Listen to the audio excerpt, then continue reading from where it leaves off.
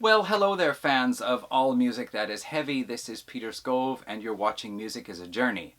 You've seen the thumbnail, you've seen the video title, and I'm sure some of you are having a "would you talking about Willis" kind of moment, whereas others of you who know who I am are probably thinking, all right, Pete, what's your angle? What are you going to say? Well, for the background story, we go back to a couple of years ago on the website Quora. If you are familiar with it, Quora is a website where you can ask questions about anything, and presumably someone with knowledge on the subject will give you an informative answer. I like to answer questions about the history of heavy metal because that is my area of interest, one of them anyway. So yes, a couple of years back, someone asked the question, who was the more influential band on 80s heavy metal? Was it Black Sabbath or was it Judas Priest? And I decided to answer saying that Black Sabbath were very important in the early years of heavy metal, of course in the 1970s especially. However, by the 1980s, Black Sabbath was in a bit of a disarray. They were losing band members, they were changing vocalists. At one point, there was a solo album by Tony Iommi that got called a Black Sabbath album, and it took a few years for them to kind of reorganize and start up the Tony Martin era. Whereas Judas Priest in the 1980s were at the top of their game and one of the best known heavy metal bands. They already had started up this new approach to playing heavy metal music back in 1976. All of their albums after that were just gearing up towards what would become 1980s heavy metal. There was the whole new wave of British heavy metal where Judas Priest were at the vanguard, and a whole slew of bands just started up this whole new scene. So I said that for 80s heavy metal, Judas Priest was the most influential band. Then somebody commented on my answer, and his comment said, "The real and classic Black Sabbath are only with Ozzy. Black Sabbath and Ozzy played excellent dark gothic hard rock, but not heavy metal." Emphasis on the not. Now this was really surprising for me, so I replied with, "You are the first person I have ever read who said that. That's an interesting notion, since usually Black Sabbath are credited for giving us the first real heavy metal album and inspiring the whole stoner metal and doom metal offshoots." This is how it goes mostly on the internet, and especially I notice it on Quora. People are often asking about Black Sabbath. Did Black Sabbath start heavy metal? And the idea almost is that there was just nothing like that style of music until Black Sabbath suddenly showed up and dropped their theme song, their Black Sabbath, on the table, and heavy metal was instantly born. And I'm always digging back into heavy music that came before that and trying to show that Black Sabbath was not an anomaly. They didn't just appear out of a vacuum. There was this whole history building up of music getting heavier and darker and more distorted and louder and all those other wonderful things that come with the genre. But that's generally the idea, that Black Sabbath are certainly one of the most important bands, and I would even say the most important because they were the first band to consistently release albums with heavy songs on. A lot of bands would go through a period of a couple of years where they might record some heavy songs as well as other stuff, and then they moved on. Black Sabbath continued dropping albums with heavy songs no matter what else they tried to do. So in that way, I say that Black Sabbath are extremely important. Now certainly after reading this person's comment, I heard other people or read other people once or twice expressing a similar notion that Black Sabbath did not play heavy metal. And of course there's that whole argument about when exactly does heavy metal start. Some saying it starts with Black Sabbath in 1970, some saying it doesn't actually start till 1976, everything prior to that is proto-metal. Anyway, this person's reply to my comment, I didn't see it until actually just April this year, because somebody upvoted my answer on Quora, and whenever somebody upvotes one of my answers, I always just give it a quick check over to see if there isn't any editing I want to do to it. And I happened to see this person's reply 2 years later, and his reply was, "Is this a joke? Which Black Sabbath album with Ozzy is considered the first metal album? Black Sabbath always, in the 1970s, played only dark hard rock, similar to Deep Purple, Led Zeppelin, and Uriah Heep." So this person very strongly believes that Black Sabbath, 1970s Black Sabbath, did not play heavy metal. So To address this, I am going to do it in two parts. First of all, I want to do a review of the use of the term heavy metal and to whom the term was ascribed. And then I want to take a look at a more modern look at heavy metal. So first of all, I did a video back in, 2019, a very long, boring, drawn-out, rambling video about the history of heavy metal, the use of heavy metal in print. But just to recap, in the 1960s, the terms heavy metal appeared in two places, the periodic table of elements and in a book by William S. Burroughs, which described a character as Uranian Willie, the heavy metal kid, and the people of Uranus were of Uranus, whichever way you want to say it, were heavy metal people.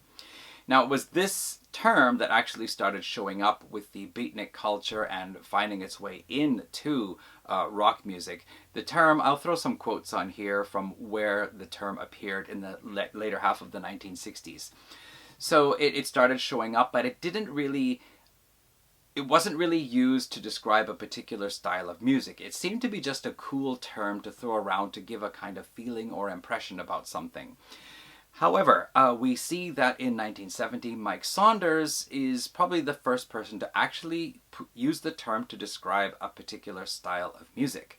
And it comes with his review of Humble Pie's Safe as Yesterday, where he said that it was heavy metal, leaden shit rock. And he was inspired to say this, first of all, because he was a college student and had been studying chemistry and the periodic table of elements, but also because while listening to this Humble Pie album, he felt the drumming was just really leaden. It didn't have any of the nice frills and flourishes that you would find in drumming, and he just felt, yeah, this is leaden. This is heavy metal leaden rock, and it's shit. So it's heavy metal leaden shit rock. And in a review of another Humble Pie album, he said it was more of the same 27th rate heavy metal crap. So not very flattering in the beginning. However, some months later, while reviewing a Sir Lord Baltimore album, he said that they had some of the best heavy metal tricks in the book. I'm again putting the quotes up here so you can see exactly what they are. So he had now used the term 3 times as a style of music, and it took a little while before the term started to become more frequently used. I have magazines going back from 1973, 74, 75, Hit Parader, Cream, Circus Magazine. They do not mention heavy metal in any of the issues I have of 1973. However, in 1974, there is a very interesting definition of heavy metal that appears, and I'm going to read it out and show it to you here on the screen. So this appeared in a 1974 issue of Circus Magazine. Heavy metal is described as: heavy metal applies to the favorite music of the hardest rockers, chiefly in urban centers like Detroit and Cleveland, guys who like to bawl to the rhythm of the pile drivers and jackhammers. The power of the music usually thrusts in strong, raw guitar chops that really work up the adrenaline and command the human body to be bold. I want you to remember that definition, not exactly word for word, but we're going to come back to that a little bit later on. But this is one of the earliest references or descriptions of heavy metal that I have in my magazines. And then we see in a 1975 issue of Circus Magazine, there was somebody who is writing that he wants more articles about heavy metal bands, and Black Sabbath is his favorite. This is going back to 1975, and already Black Sabbath is somebody's favorite heavy metal band.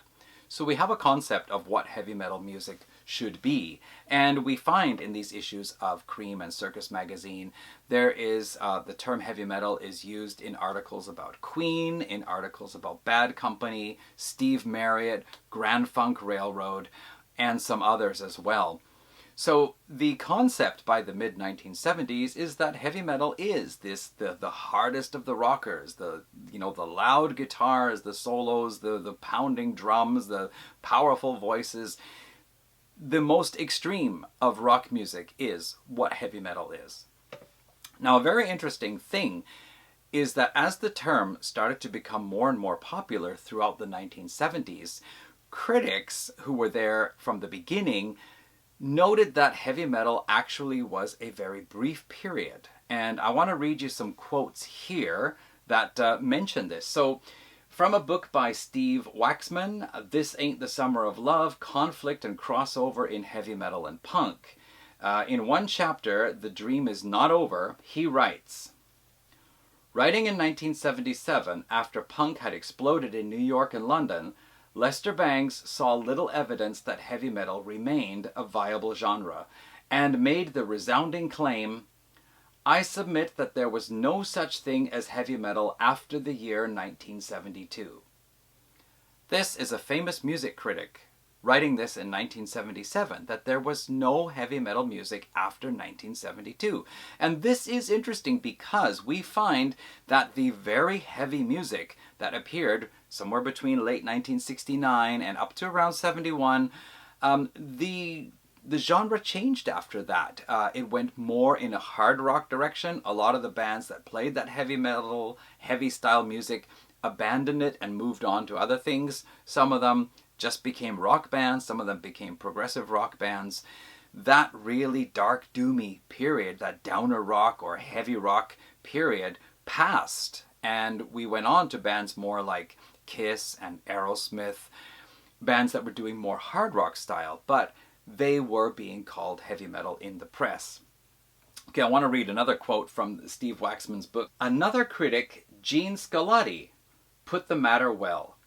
Commenting on the general importance of rock in the 1970s in the pages of Greg Shaw's Bomp fanzine, Scarlatti observed, by stripping hard rock to its primal blues roots, one interesting stylistic stream was discovered and for about 18 months worked energetically. Heavy metal. Regardless of its often inhuman decibel level, metal, as practiced by Zepp, early Alice Cooper, Deep Purple, Black Sabbath, and Grand Funk, had its moments. So again, he's saying 18 months. And we're looking at bands like Led Zeppelin, Deep Purple, Black Sabbath, Alice Cooper, Grand Funk Railroad.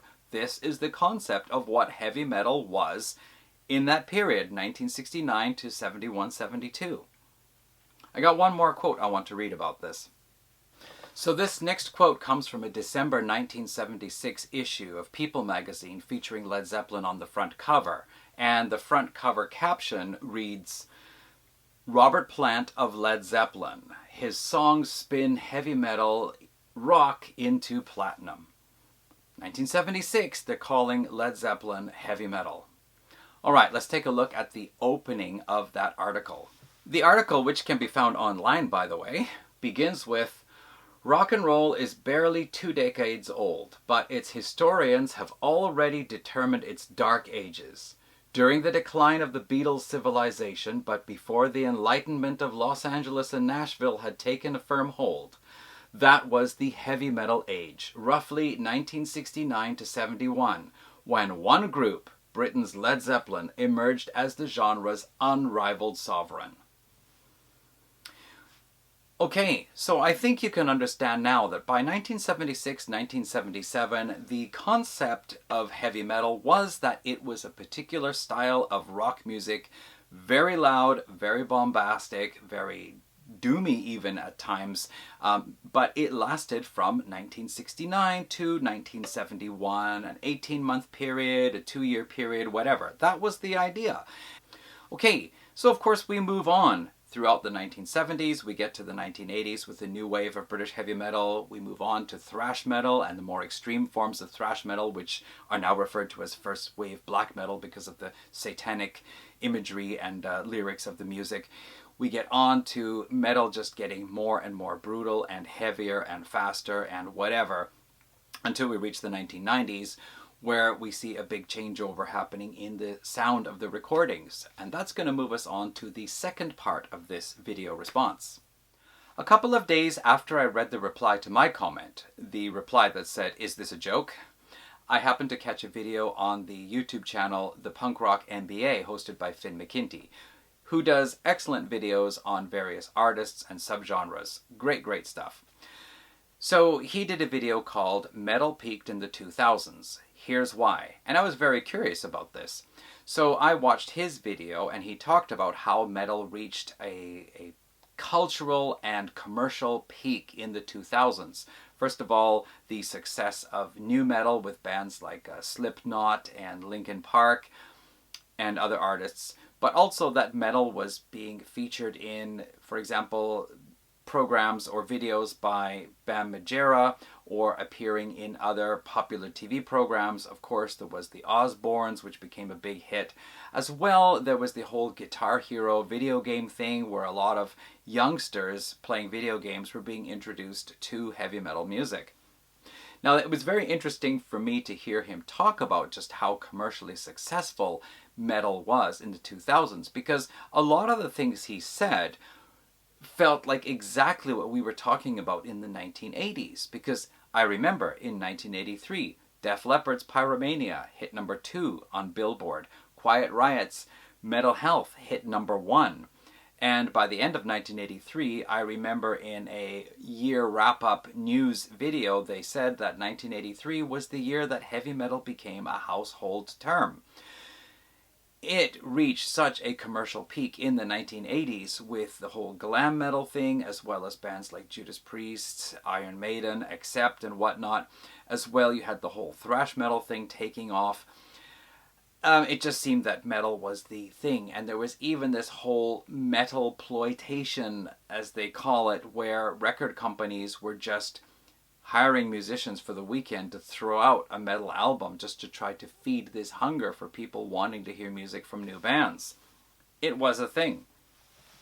So going back to Finn McKenty's video, he then talked about how a lot of bands were also borrowing from hardcore and putting hardcore elements into their music, leading on to things like metalcore and deathcore.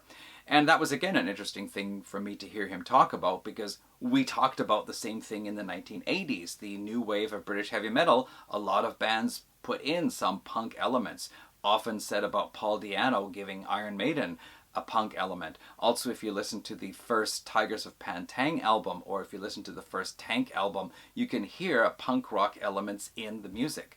As well, we talk about thrash metal bands taking inspiration from punk rock, and even the more extreme metal bands like Bathory or Celtic Frost, they took inspiration from Crass or Discharge. So that whole talk about metal bands adding in hardcore elements to the music, we were already talking about that in the 1980s. So this just gave me a really interesting perspective on heavy metal. If we had a bunch of teenagers enjoying metal music in the 2000s, of course, their impression of what metal music was at the time would have been stuff like Slipknot or Disturbed or whatever else was really popular at the time, as well as the metalcore bands and the deathcore and the slam and whatever was coming out at that time. Interestingly, it was also in the mid-2000s, however, that this whole new wave of traditional heavy metal started, and we got a lot of bands who, I can name Canadian ones like Cauldron or Skullfist or Striker and lots of others. Of course, internationally there were lots of others too. So there was this whole traditional heavy metal movement at the same time emerging as heavy metal, or metal music, actually reached its commercial and cultural peak. Now, there was an interesting thing that Finn McKenty also mentioned in a couple of his other videos. One he did about Pantera, where he talked about the sound of heavy metal as we know it now owes a lot to Pantera, because it was Pantera's albums there in the 90s that changed the production style of heavy metal music and gave us the style that would lead on to future metal albums. Prior to that, heavy metal had a different sound on record in the 1980s and earlier. He also did a review of the top metal song for each year from 1970 to, was it 2023 maybe, and he said he's skipped the entire 1970s because he said there was nothing of interest then. And even starting from 1980, he said that the early 80s had some good songs, but heavy metal or metal didn't become interesting until 1986, Slayer's Rain and Blood. So already we can see Finn McKenty is about 10 years younger than me, or around there. a different perspective. Someone who is younger has a different perspective of what heavy metal was like. Now, on his video about heavy metal peaking in the 2000s, I left a comment saying about how this was very interesting for me because a lot of what he said sounds like what we were saying in the 1980s. And somebody replied to my comment with this response here. As a big metal fan who really started getting into the music in the mid-2000s, or the mid-noughties, whatever, double O's, it was always so weird to think of older music as being heavy. So many of those bands just feel like hard rock compared to even some of the poppier bands of the 2000s. Still love a lot of that older stuff, but to think that Black Sabbath was ever heavy really shows how quickly people's idea of music can shift in just a couple of decades. And that comment is exactly what I was thinking. The perspective of what metal is, or heavy metal is, from people who were teens in the 2000s is very different from those of us who considered what heavy metal was in the 1980s, and again, for those people of the 1970s who were saying they wanted to hear Black Sabbath or more Black Sabbath, as we saw in that letter to the editor in the Circus magazine, our perspectives of what heavy metal is changes over the decades because the music style changes. And that is where I want to refer back to that definition of what heavy metal music is from the 1974 issue from Circus magazine, saying that it is the hardest of the rockers. Heavy metal music has always been the most intense, the heaviest, the hardest hitting, the doomiest, the fastest, the most brutal, whatever, of rock music. It's been that extreme end of rock. Yes, punk and hardcore also have a lot of shared elements, but metal has always had a bit of a different style to it from punk rock for sure. We can distinguish between the two. Certainly when I hear Discharge, I do not hear metal. I hear really extreme punk. So yeah, that end of rock music has always been where heavy metal is. And in 1970, that was Black Sabbath's debut album. It was Deep Purple in rock. It was Lucifer's Friend. It was The Immigrant Song by Led Zeppelin. By the time we move on, though, to the 1980s, we're looking at Quiet Riot and Motley Crue and Judas Priest and Iron Maiden. And by the latter half of the 80s, I mean, once we said goodbye to the glam scene there by the early 90s, we were looking at death metal and black metal and groove metal. And the perspective has always changed. Now, in the end, you might just say, hey, it doesn't really matter if Black Sabbath played heavy metal or heavy blues or just doom, hard doom rock, whatever you want to call it. Black Sabbath is Black Sabbath no matter what. I don't care what they're called, what their music is called. I just like them. Yeah, it probably comes down to splitting hairs. But I just think that was a really interesting lesson in thinking about heavy metal from my generation's perspective, considering the 10 years before me and then the 20 years after me. I just find it really interesting to see how the perspective of heavy metal music has changed over the decades. So thanks to that person who gave that reply on my comment on Finn McKinty's video. And that, I think, is all I have to say about that. So thank you so much for watching. I really look forward to hearing the comments of what people have to say. Whatever your stance, whatever your position, even if it's an I don't care, I just love Black Sabbath, that's fine. Please do comment. And thanks for watching the video. All right, everyone. See you in another one. Bye.